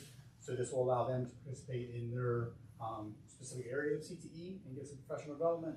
We also have money allocated to support special populations. So if those students need equipment or need to attend trips or programs, we have funding in there. But the large chunk goes to regional programs. In the past, we provided that to Bridging Communities. And then this year, we're going to give that to the Hair Fashion Salon and Beauty Academy. We have a lot of students that are interested in cosmetology. So this amount will almost pay for 2 students to go there. So right now, I don't need anything from you. If you would just review that, providing any information prior to our April meeting, as I would like to get this approved then, and then submit this by the end of April. So I'm happy to take any questions now or review at your leisure and just let me know if you have anything before the next meeting. Thank you. Thank you. Thank you, Mr. Leach. All right, action items. Are you ready? Action. All right. First up, we have expenses and revenue. Have a motion to approve our expenditures and receive our revenue reports. So moved. We have a motion, we have a second.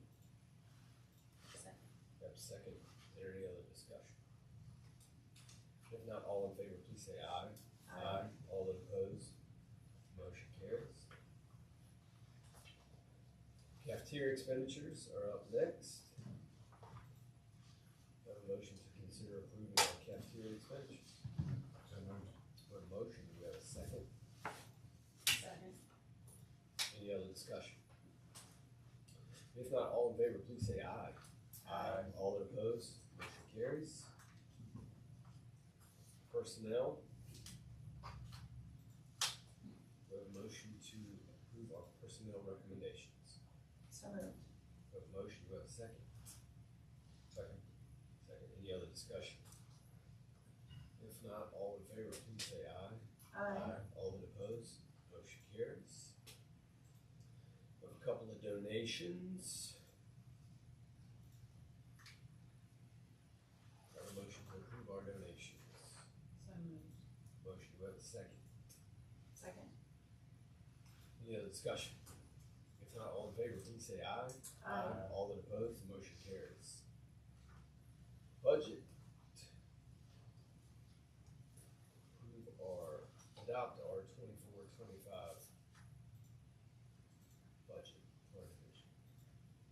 And that is the budget that includes that $328,784 ask from the town. And so, we've received good feedback from them, but we are still waiting on what those official numbers are coming from the state in regards to the 3% increase.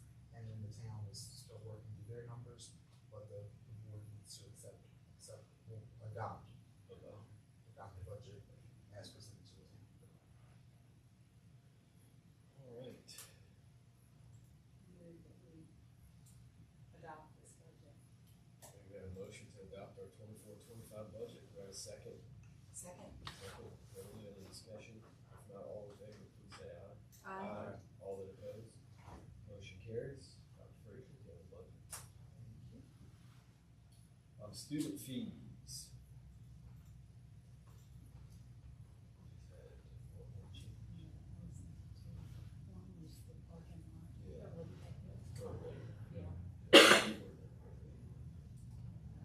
Yeah, if you want to see on that, the replacement planner was reduced from $75, the recorders went up by $3, and then we divided the parking to make that semester option. And then with some drive. Yeah, and then the band and chorus uniform went from $20 to $30. All right, do we have a motion to approve our 24-25 student fees? So moved. We have a motion, do we have a second? Second. Any other discussion? If not, all in favor, please say aye.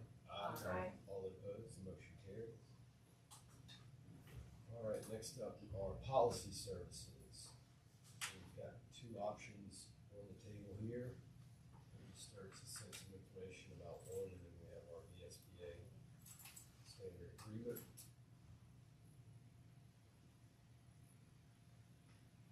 Is there a motion? I guess we need a motion to approve one or the other. I move that we approve the School Board Member Alliance Policy Service. We have a motion, we have a second. Second. Second. Any other discussion? Well, the reason that I don't feel comfortable with moving to that group, I think with something as important as this, we need to be careful not to use an untested group. That's my concern about this group, is not that they aren't, they may not be quite good, but they're not tested, and we can't really get references on them. They're not, they're just not tried, and that's a concern for me. Exclusionary? Is there a reason why we can't have policy feedback from both these groups? I mean, I realize it's not ideal, but I'm asking a question. I guess the question really is, what can we afford? Yeah. Yeah, no, I that's understand it. there's a cost Yeah. associated with it. Taking a while. I mean, it's just, so I hear your concern. They're both gonna be reviewing laws and policy updates and codes, comparing them to what you currently have, and then editing right? This is what we recommend that you change it to, or what you should change it to because of these codes and laws. The difference between the two is that one is a lobbyist organization, and the money that we pay them goes towards their own political agenda, and the other is not. And that's where I stand, because the policy updates are policy updates. They have professionals, legal-minded people, people that are experienced in law as well as in schools, the same as VSBA, right? Reviewing what new codes and laws come down and then comparing them to what you have. They're not, that's what we're asking for. It's a very simple process. And you've seen most of the policy updates we get are like change a few words from B to Ann, and it's not typically anything too overwhelming.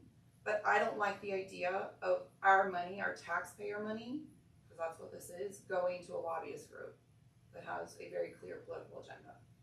So I would much rather put it towards a group that is solely there to support the school board and its policies and school board members versus this one that has a whole lot of other things that it's trying to accomplish.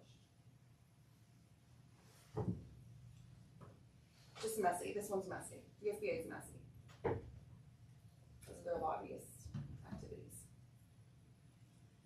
But they're listed as a nonpartisan group, and their lobbying positions are based on the association, not on the board, or not on the organization. So we have an opportunity to participate in those positions, right?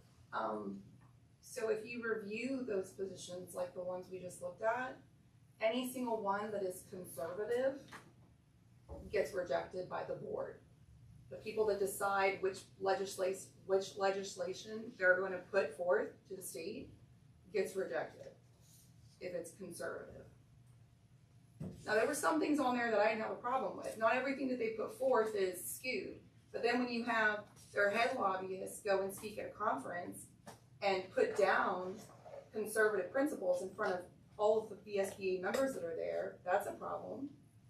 When you have them booing the governor, that's a problem. I just don't, it's not as cut and dry. I hear what you're saying, but it's not as cut and dry as, oh, well, they're just gonna do it on our behalf, when they have a whole board that decides what policy they're gonna put forth. We can say, hey, we wanna put this policy forth to the state. We want you to advocate, right? But that board has to approve it first before it even goes up. It's not just as simple as like, here it is, everybody vote on it. There's a board first that decides if it moves forward or not. The board has representation from member schools. All the schools. No, they don't have a representative from every single school voting on every single thing that gets put forth. Right, but I'm saying there's board members from schools on that. Yeah, of course there are. Yeah, I don't know how else to phrase this. I think this is sticky. We're using taxpayer dollars for policy service where funds go towards a lobbyist group, whether you agree with them or not, right? It's a lobbyist group. That's part of their activities. Versus just paying for policy updates, not going to a lobbyist group. Our taxpayer dollars aren't supporting that. It is just to get policy updates. It's clean. This is messy. This is clean. Yeah, I don't think we have, I think our opportunity with how we manage our policies is not like how we get it. I think it's how we synthesize and how we manage through it as a board. So I think you're gonna get the same. Well, I don't know. I don't know that you'll get the same recommendations from this group versus VSBA. Like, you may have a point. Maybe you do a comparison. But Leslie's point is that they're both legal counsel on legal analysis of new policy, but it's still just a legal recommendation. Yeah. To your point, it's still up to us to make the decision. Yeah, I think we control that, not the VSBA, and not a group sending us policy updates. So I think if there's an opportunity for us to improve how we synthesize this, how we interact as a board, I think that does exist, and I think we could come up with some ideas on how informed and also maybe have a more fulsome approach to how we approve policies, because it is one of the two biggest things we'll do. Right. Right. Hire superintendent and governance for policy. So, yeah, I'm like the lobbying, I don't see them as like, their role is not to lobby. And if they do, we have more control over what our policies are. And But I don't want our money. That's my point. My point isn't that it's necessarily skewing our policies. I'm saying I don't want our money going towards that activity. And by us paying them for these services, that's what it is doing. It is going towards those activities. And I mean, they have a head lobbyist on staff. Like that is part of what they do. And that head lobbyist has spoken out very publicly against conservative ideas and principles. So it's very much that's what they do. And again, you might be okay with it, but I don't think that we should be using our taxpayer dollars when we have an alternative. I think it should be clean. It's just policy updates. That's all we're getting. We're not funding any sort of, other activities. Simple and to the point. I know I asked this question before, and so forgive me, but do we have anyone that we can find out that's used them? This is a new service that they are brand offering. new. It's brand new. Because I did go on the website, Yeah. but I couldn't find what So I their was looking focus for. up to this point has been training school board members. So they do trainings 2 or 3 times a year for school board. So dealing with, FOIA and all the other things that go along with it. And they saw there was a need for somebody else to do policy services, because the only people doing it in the state really are VSBA, unless you pay like a law firm, which is gonna be crazy expensive, right? Do you know when their trainings are? They have one in January. Yeah. They're always in January. I don't know. Everybody does it in January. It's like the worst time for me, but That's the only one, January? I don't think you said March. March. Looked it up after you said that proposal last.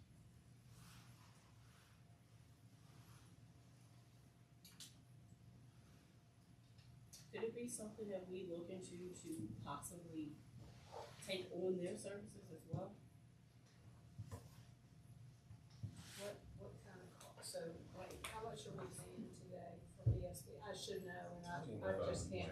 It's all about $3,000. The amount for the SBA is $2,100, and the amount for It's 29. is $2,900. Right, okay. So we're going from 2,100 to $1,000.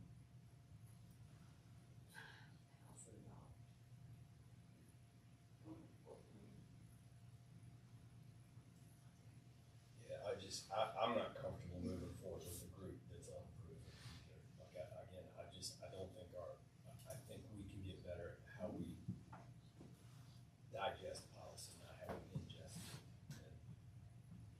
But that's not the issue here. I mean, I agree with you. I think we need to do a better job at reading policy and implementing it, because we don't have to implement everything that they send to us. I mean, that's another thing, right? So that's a whole nother level. That's not why I think we need to go to a different service. To me, the issue is, where's our money going to? Who are we supporting with our taxpayer money?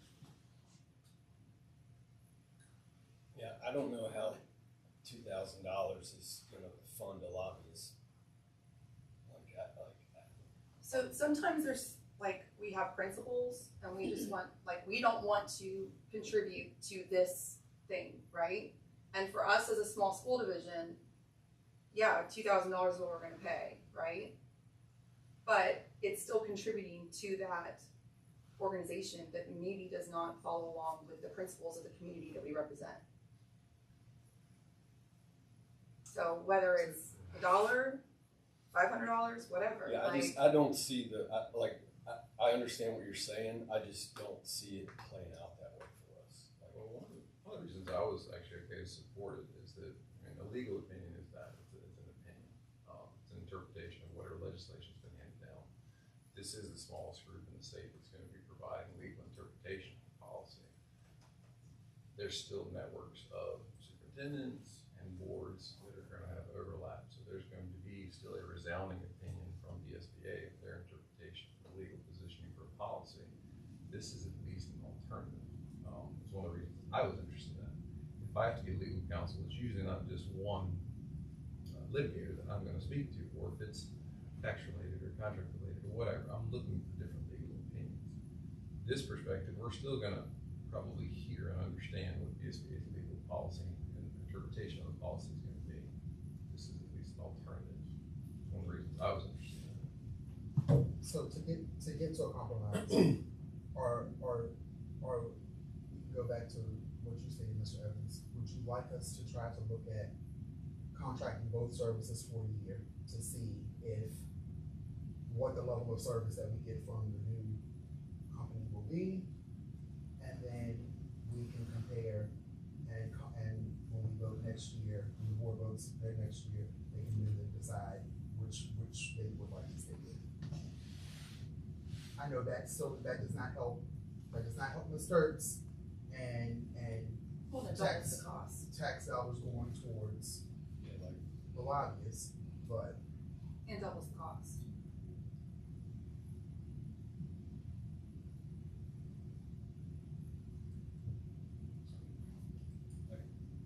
Yeah, I'm fine voting on one tonight. I don't think we need to do two. I just think it's overkill. It's not fiscally responsible. Like, I think I'd want some more sourcing of this alternative other than we know they're new in a couple schools that use them. Membership gets you access to the policy. Individual membership.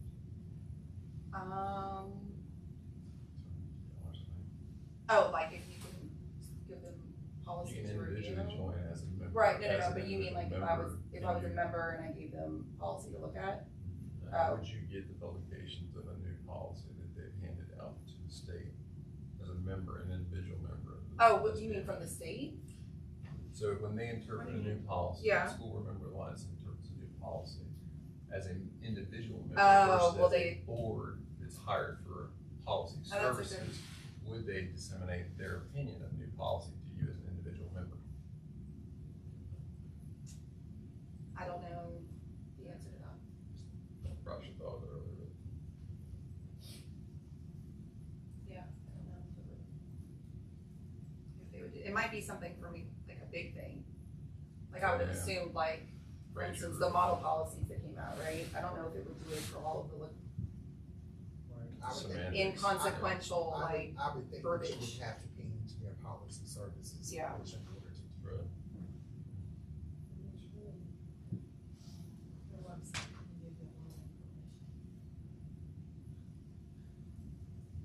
All right, so we have a motion to approve the SBMA for their policy services. Is there any other discussion? If not, all in favor say aye. Aye. All that oppose, no. So do we have a motion to accept the VSBA policy services agreement? We have a motion, do we have a second? Second. Any other discussion? If not, all in favor, please say aye.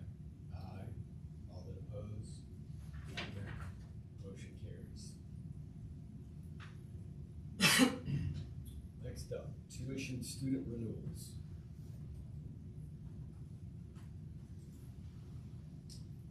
So in your packet, you will see the listing of tuition students that have submitted their renewals for next year. You'll see so far that's a list of 69 students. And so there are a few that we're still waiting to receive.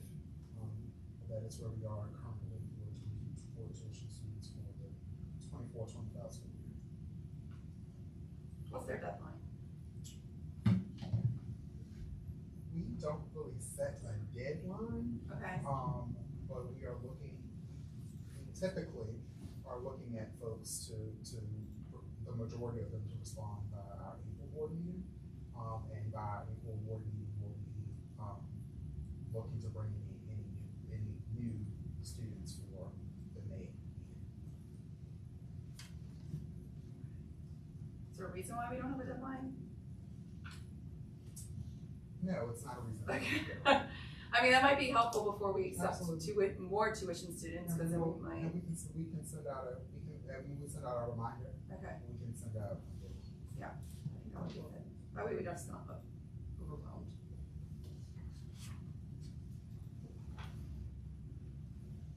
All right, do we have a motion to approve our student tuition renewals for 24-25? So moved. We have a motion, we have a second. Any other discussion? Not all in favor, please say aye. Aye. Aye. All opposed, motion carries. And the last action item is to consider approving division hearing officers for 24-25 school year. We have a motion to approve division hearing officers. So moved. We have a motion, we have a second. Second. Any other discussion? If not, all in favor, please say aye. Aye. All opposed, motion carries. A few informational items here.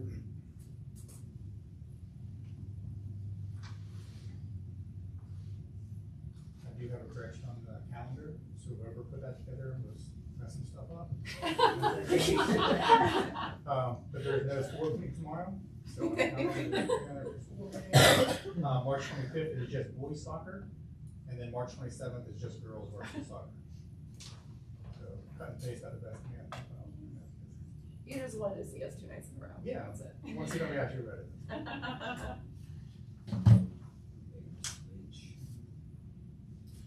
Any questions?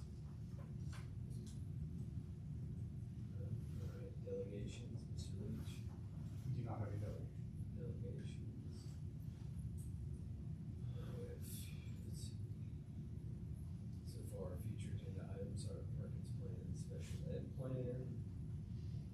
Our next meeting is April 16th, after spring break. Refreshed. Yes. All right, anything else? Motion to adjourn. We are adjourned. Thank you.